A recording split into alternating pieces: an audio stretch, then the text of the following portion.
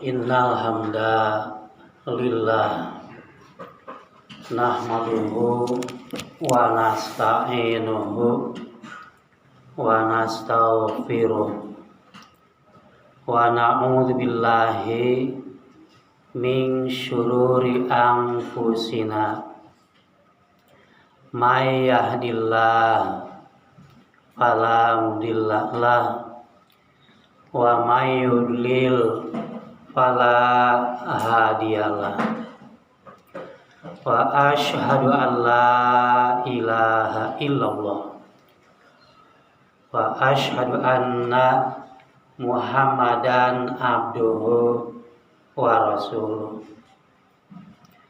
Allahumma sholli ala Muhammadin wa ala alihi wa ashabihi ajmain wa man tabi'ahu ila yaumiddin. Ittaqullaha haqqa tuqatih wa la tamutunna illa wa antum muslimun. Wa qala Allahu fil Qur'anil Karim A'udzu billahi minasy syaithanir rajim. Bismillahirrahmanirrahim. Ya ayyuhalladzina amanu kutiba alaikumusyamu kama kutiba alal ladzina min qablikum la'allakum tattaqun. Shadaqallahul azim.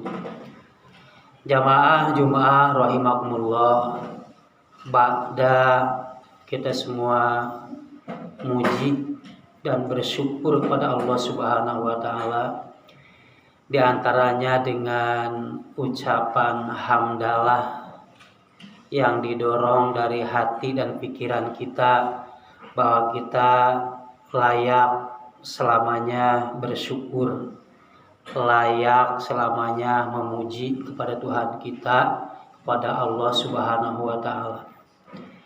Jamaah rahimakumullah, khatib pada khutbah yang ke-1 ini membacakan, menyampaikan firman Allah, kalamullah, yang terdapat dalam Al-Quran surat Al-Baqarah ayat 183,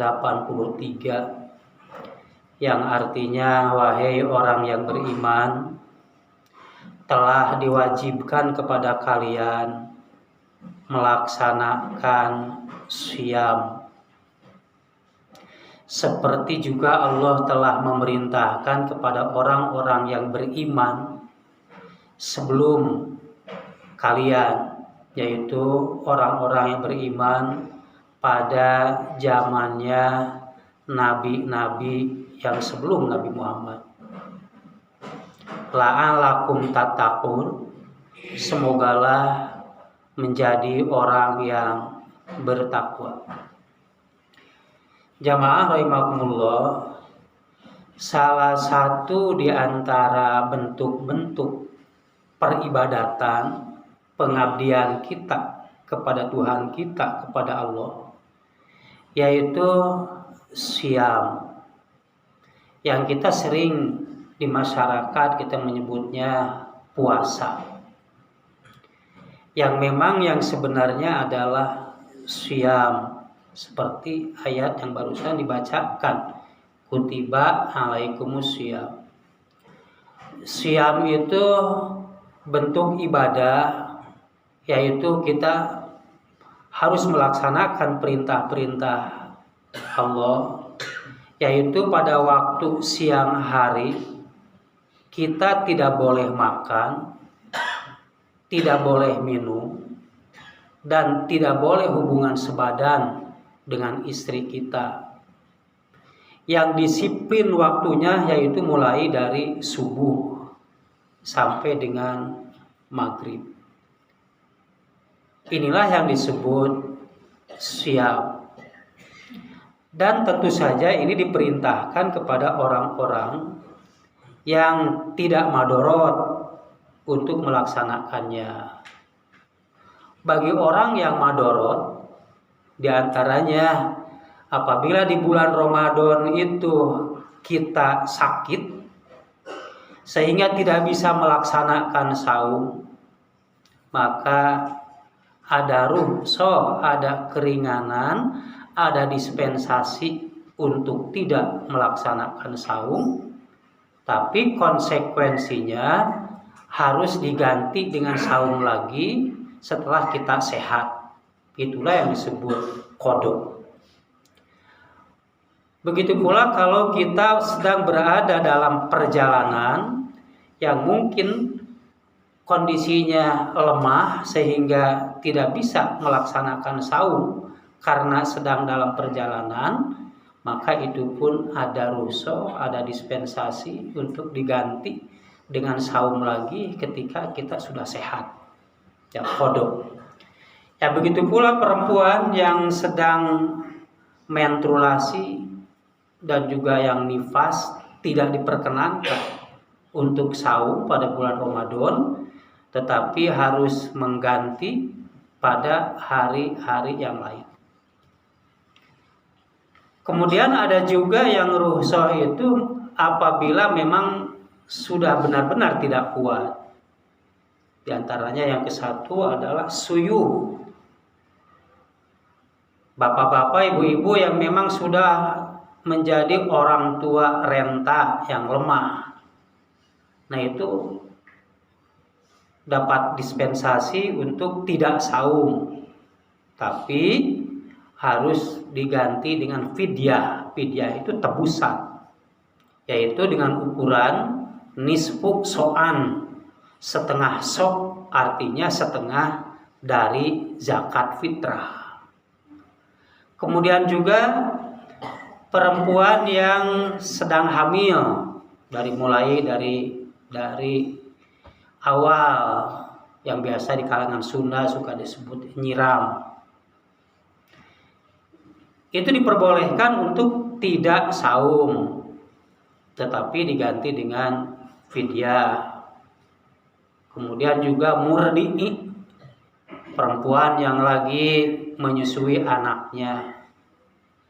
Dan satu lagi al-ummal, yaitu pekerja berat. Apabila memang kita bekerja, ada tugas yang memungkinkan tidak bisa dilaksanakan sambil kita saum, maka boleh kita meninggalkan untuk tidak saum, tapi diganti dengan fidyah. Nah, itu salah satu syariat. Dan kemudian selanjutnya dari siam itu hendaklah kita bisa meningkat ke saum. Akar katanya dasarnya memang sama, ya, soma ya sumu, tetapi masdarnya jadi siaman dan juga saumun. Ya, kalau siam ya melaksanakan secara fikihnya, jadi fisik kita, sedangkan saum adalah rohaniyahnya, di mana kita saum itu harus bisa menjaga lisan kita, tidak mengucap, tidak berkata yang menzolimi orang lain, atau kata-kata kita yang mengandung dosa. Begitu pula perbuatan kita, agar kita menahan diri dari perbuatan yang fahsya dan mungkar, seperti menipu, mencuri, korupsi, dan lain sebagainya, perbuatan-perbuatan jahat lainnya. Nah, orang yang saum itu adalah orang yang menjaga rohaniyahnya dari perbuatan-perbuatan yang bermuatan dosa. Nah, dengan melaksanakan perintah Allah itu, maka Allah akan meningkatkan derajat kita ke derajat yang takwa, dan orang yang bertakwa itu adalah orang yang dimuliakan oleh Allah Subhanahu wa ta'ala. Barakallahu li wa lakum. Inna Allaha wa malaikatahu yushollu 'alan nabi ya ayyuhalladzina amanu shollu 'alaihi wa sallimu taslima. Alhamdulillahirabbil alamin. Asyhadu an la ilaha illallah wa asyhadu anna Muhammadan abduhu wa rasuluh. Allahumma sholli ala Muhammadi wa ala alihi wa ashabihi ajmain wa man tabi'ahu ila yaumiddin. Bismillahirrahmanirrahim. Inna rabbaka ya'lamu annaka taqumu adna min sulusayil lail wa nisfahu wa sulusahu wa ta'ifatu minal ladzina ma'ak ila akhirih. Jamaah Jum'ah rahimakumullah, khatib pada khutbah yang kedua membacakan firman Allah yang terdapat dalam Al-Quran surat Al-Muzammil ayat 20 mengenai masalah tarawih, bahwasanya salah satu peribadatan itu diberi nama tarawih. Itu asal kata rawaha yurawihu, yang artinya rileks dan menyenangkan. Salah satu sholat yang diberi nama itu yang artinya rileks dan menyenangkan. Karena memang sholat itu batas waktunya lama, yaitu dari mulai isya sampai dengan subuh. Jadi kita tidak terburu-buru untuk melaksanakannya.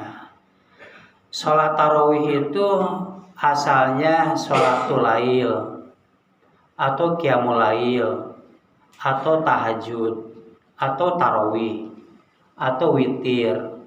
Itu bahkan sholat yang paling dulu diperintahkan oleh Allah kepada Nabi Muhammad dan kepada umatnya, yaitu pada waktu tahun ketiga. Sebab sholat-sholat fardu yang lainnya itu diturunkan ketika Isra Mi'raj. Sedangkan sholat tarawih atau dalam bulan yang lain disebut tahajud atau qiyamul lail atau sholatul lail, itu diperintahkan sejak awal. Nah, ini sholat tersebut dengan cara pelaksanaannya yang fleksibel, boleh dilaksanakan 22 sampai 23 sampai 49, boleh dilaksanakan 22 jumlah 11, dan boleh dilaksanakan 4-4-3, karena memang pada zaman Nabi dan para sahabat itu seperti itu. Nah, fleksibel pelaksanaannya dan memakan waktu. Kalau Rasulullah dan para sahabat memakan waktu ada sampai 2/3 malam. Ya, kalau diukur sekarang sampai 6 jam. Ya, sebagaimana sampai sekarang di Masjidil Haram, di Masjid Nabawi, pelaksanaan tarawih bisa makan waktu 6 jam. Kemudian juga ada yang setengah malam, ada juga yang 1/3 malam. Tetapi barang siapa yang lemah di antara kalian dan juga ada keperluan besok harinya, maka tidak mengapa. Tidak memakan waktu 2/3-nya, tidak makan waktu setengahnya, tidak memakan waktu 1/3-nya, tetapi mengambil waktu sebentar, itu pun berpahala. Dan Allah menjanjikan asaka rabbuka maqaman mahmuda. Dengan melaksanakan sholat tarawih itu atau tahajud itu dalam bulan yang lain, maka Allah akan meningkatkan derajat kita sekalian. Dan bahkan juga Rasulullah menyampaikan bahwa nilai sholat tarawih atau sholat tahajud itu satu kali pelaksanaan senilai seperti kendaraan, yaitu unta merah.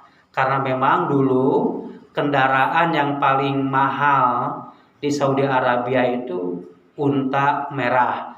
Seseorang yang bisa melaksanakan pelaksanaan tarawih dan tahajudnya dengan benar, maka satu kali pelaksanaan sama dengan senilai sudah memiliki harta seperti 1 ekor unta merah itu kendaraan. Jamaah Jumat rahimakumullah, mudah-mudahan kita sekalian dalam bulan Ramadan nanti, dalam Ramadan ini bisa melaksanakan ibadah saum, ibadah syam, dan melaksanakan ibadah tarawih dengan baik, dengan sempurna. Semoga kita semua akan mendapatkan keberkahan dari Allah Subhanahu wa Ta'ala. Amin. Terakhir, baiklah kita berdoa. Bismillahirrahmanirrahim. Rabbana atina min ladunka rahmah wa hayyi lana min amrina rasyada. Rabbana la tu'ahidna in nasina wa akhtana. Rabbana wala tahmil alaina isra kama hamaltahu ala lazina min qablina. Rabbana wala tuhammilna ma la taqata lana bih wa'fu anna waghfir lana warhamna anta maulana fansurna alal qaumil kafirin. Amin. Aqulu qauli hadza astaghfirullah li wa lakum. Assalamualaikum warahmatullahi wabarakatuh. Allahu akbar, Allahu akbar.